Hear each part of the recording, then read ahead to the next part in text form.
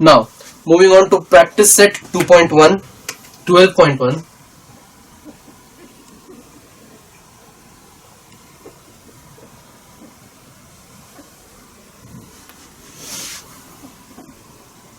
First question है हमारे पास, each equation is followed by values of variable, decide whether these values are solutions of the equation. Okay, now मुझे equation के साथ value of variable is also given, मतलब कि solution of the equation is given. I need to find out whether the equation of this variable that they have, whether the value of the variable that they have given satisfy the equation or not, मतलब वो actual उसका solution है या नहीं. Okay, so अब पहला है मेरे पास x minus 4 is equal to 3 और x की वैल्यूज है मेरे पास 1, 7 and -7. x is equal to 1, 7 and -7. Okay, sorry, -1, 7 and -7. Okay, now अब मेरे पास LHS कितना है? LHS of the equation, LHS क्या होता है? लेफ्ट हैंड साइड कितना है? x minus 4. This is equal to x minus 4. Okay, मेरे पास x की वैल्यूज है -1, 7 और -7. नाउ सब्स्टिट्यूटिंग,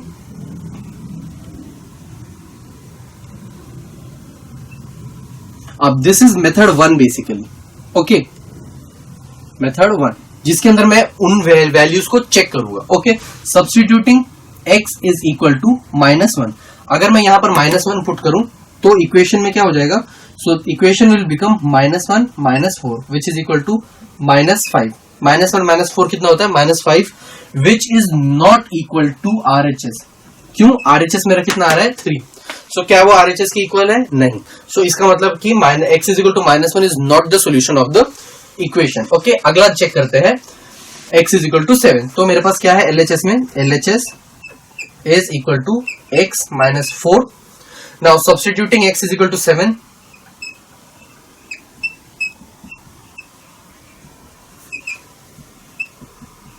तो I will get x is equal to 7, मतलब कि 7 minus 4 that is equal to 3 which is equal to RHS, मतलब कि कितना आ रहा है? 3.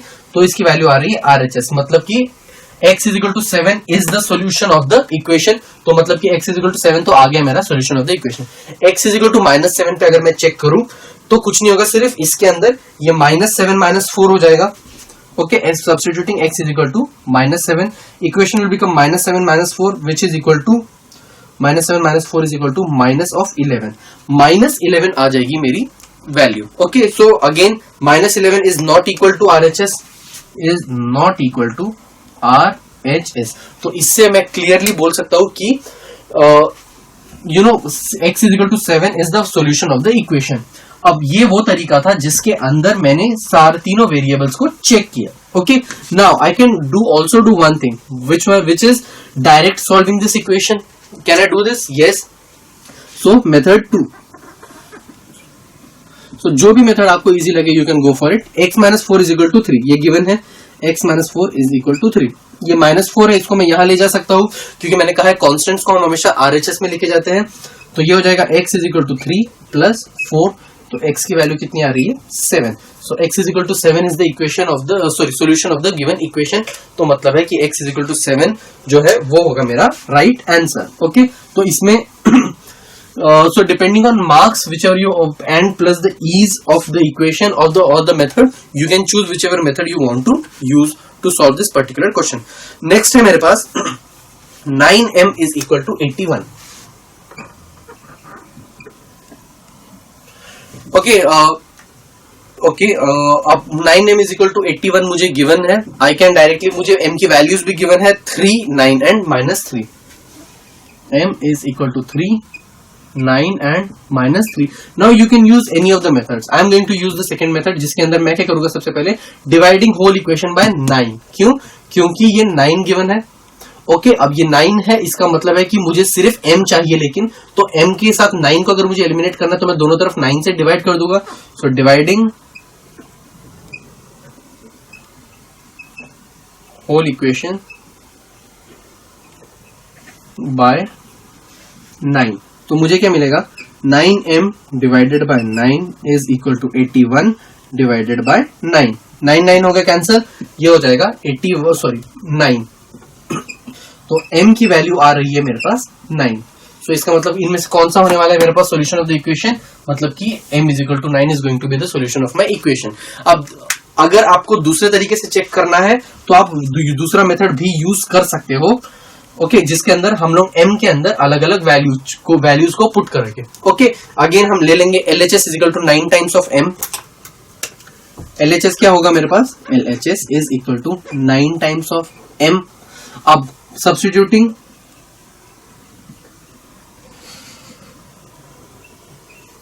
m इज इक्वल टू 3, अगर मैं 3 पुट करूं तो LHS क्या हो जाएगा 9 into 3 that is equal to 27, that is not equal to 81। ठीक है, तो मतलब कि ये तो हो गया एलिमिनेट। अब substituting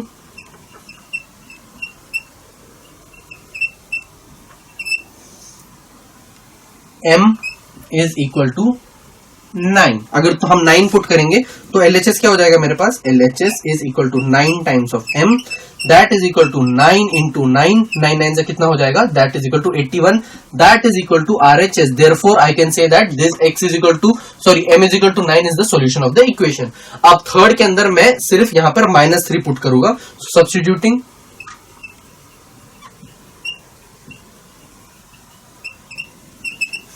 m is equal to -3।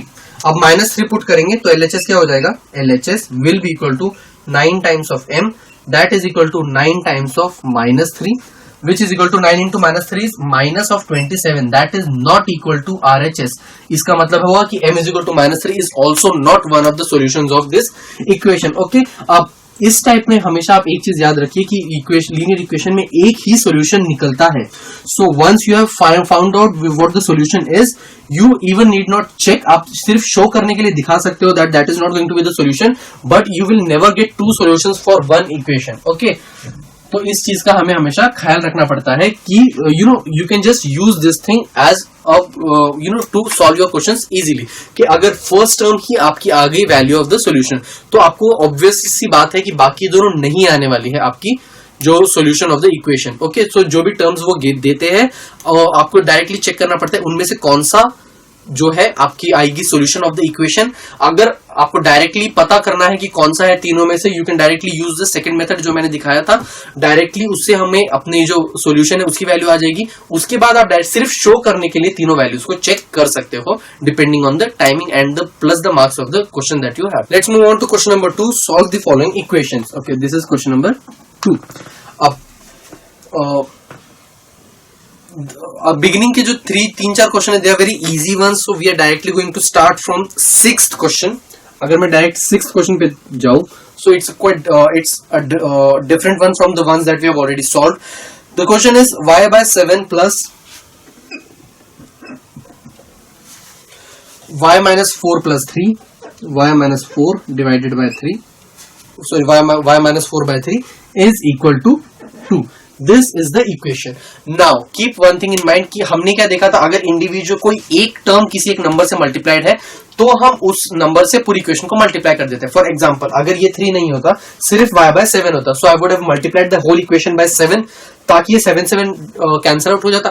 But अगर मैं यहाँ पे 7 से भी मल्टीप्लाई कर दूं, this 3 is not going to get eliminated. So अगर दो अलग अलग टर्म्स दो अलग अलग नंबर से डिवाइड हो रही है, उस टाइम पे we take the LCM of both the denominators. यहाँ पे कौन से दो नंबर्स है डिनोमिनेटर में, 7 और 3। What is the LCM of 7 and 3? That is 21। So I am going to multiply the whole equation by 21। Okay, so multiplying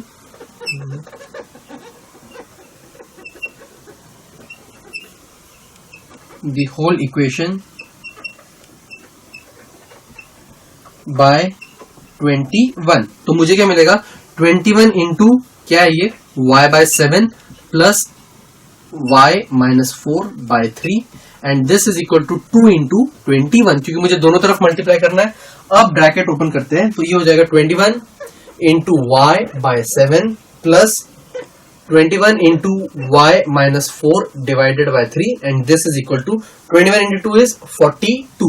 अब ध्यान से देखेंगे तो ये 7 और ये 21 कैंसिल आउट हो जाएगा, जो बच जाएगा 3, और ये 3 और 21 कैंसिल आउट हो जाएगा, जो बच जाएगा 7। 3 into y plus 7 times of y minus 4 is equal to 42। तो ये हो जाएगा 3y प्लस 7y माइनस 7 4 जा कितना होता है 28 is equal to 42। 3y plus 7y कितना होता है, that is equal to 10y and this is equal to 42। Constants को हम एक तरफ लेके चले जाते हैं, मतलब कि 28 को मैं वहां लेके जाऊंगा 42 plus 28, so this would be equal to 10y is equal to 28 plus 42 70। तो y की वैल्यू कितनी हो जाएगी, y की value would be equal to 70 divided by 10, 0 0 cancel, that is equal to 7। So what is the equation, solution of the equation, y is equal to 7 is the solution of the given equation.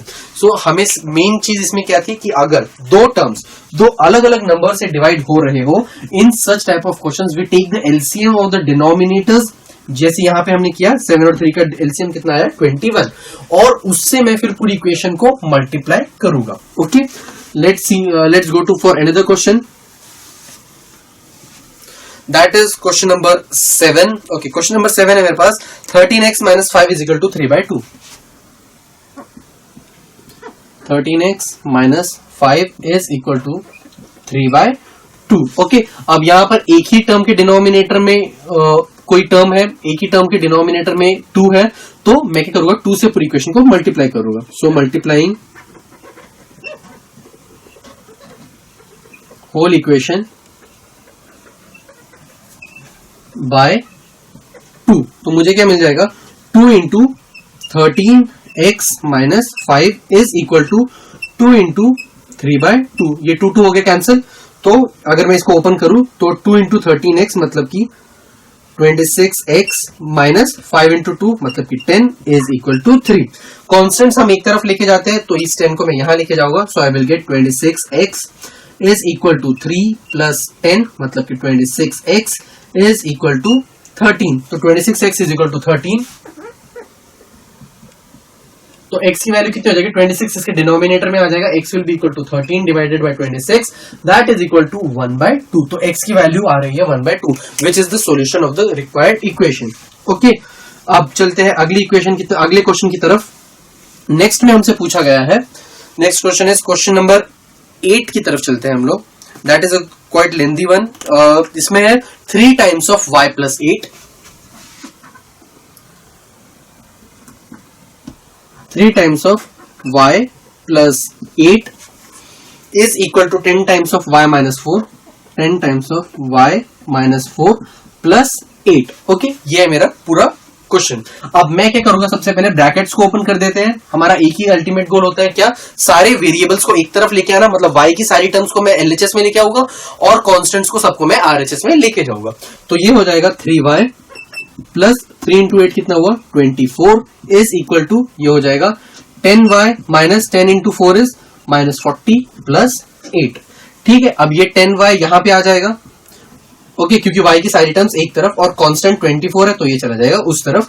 तो ये हो जाएगा 3y minus 10y is equal to minus 40 plus 8, और ये वहां चला जाएगा तो माइनस ऑफ 24, क्योंकि यहां पॉजिटिव था, वहां जाके ये हो जाएगा माइनस 24। सो अब ये हो जाएगा 3y माइनस 10y कितना होता है minus of 7y is equal to minus 40 plus 8 कितना हुआ माइनस ऑफ 32 माइनस 24। क्यों, माइनस 40 प्लस 8 कितना हुआ माइनस 32, और ये हो जाएगा minus of 7y is equal to, ये हो जाएगा 6 माइनस ऑफ 56। अब y की वैल्यू मुझे फाइंड आउट करनी है, तो पूरी इक्वेशन को 7 से डिवाइड कर दो, तो ये हो जाएगा मेरे पास minus 7y is equal to minus 56। ये गिवन है, माइनस माइनस हो जाएगा कैंसिल, y की वैल्यू आएगी मेरे पास 56 divided by 7, that is equal to 8। So y is equal to 8 is the required equation. ठीक है, solution of the required solution of the given equation. Okay, so इस तरीके से हम लोग जो भी चीज हमें गिवन हो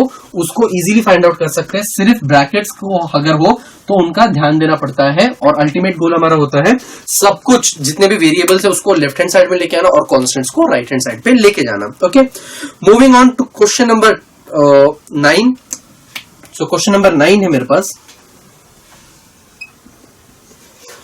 x minus 9 divided by x minus 5, x minus 9 divided by x minus 5 is equal to 5/7। ठीक है, अब मैंने क्या कहा था, इस टाइप के क्वेश्चन में हम क्रॉस मल्टीप्लाई करते हैं, 7 मल्टीप्लाई होगा न्यूमरेटर के साथ, 7 into x minus 9 is equal to 5 into x minus 5। 7 अगर इससे मल्टीप्लाई हो जाएगा, ये हो जाएगा 7x minus 7 into 9 is 63 is equal to, ये हो जाएगा 5 times of x minus 5 into 5 is 25। अब वेरिएबल्स को हम एक तरफ लेके आते हैं, कॉन्स्टेंट्स को हम दूसरी तरफ लेके जाते हैं, तो ये हो जाएगा 7x माइनस 5x, यहाँ पॉजिटिव है तो यहाँ नेगेटिव, तो और ये हो जाएगा माइनस 25, यहाँ नेगेटिव माइनस 63 है तो वहां जाके हो जाएगा पॉजिटिव, मतलब कि प्लस 63। तो ये हो जाएगा 7x माइनस 5x, कितना हुआ, that is 2 times of x is equal to 25 and this would be equal to minus 25 plus 63, that is 38. Okay, so that is equal to 38, which would be equal to x is equal to 38 divided by 2, that is equal to 19. So x is equal to 19 is the solution of the given equation. Okay, तो इस तरीके से अगर हम किसी भी चीज को, कोई भी कितनी भी बड़ी इक्वेशन हो हमें गिवन हो, तो हम उसके सॉल्यूशंस को फाइंड आउट कर सकते हैं।